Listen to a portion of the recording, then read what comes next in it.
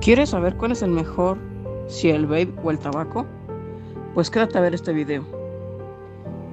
Primero, debes de saber que en 2020 se detectaron al menos 2 millones de personas con cáncer de pulmón o en otros órganos indispensables generados por las sustancias del tabaco.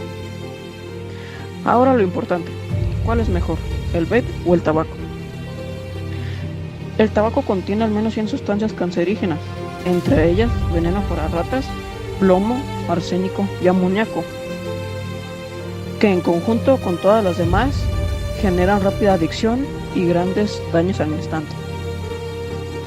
El vape, en cambio, contiene muchísimas menos sustancias, pero abunda en más cantidad de la nicotina, la cual provoca adicción fuerte y sobre todo se queman aceites líquidos, los cuales provocan rezago y gran humedad en los pulmones, que genera rápidamente una serie de hongos conocidos como el hongo negro, que son muy perjudiciales para tu sistema respiratorio.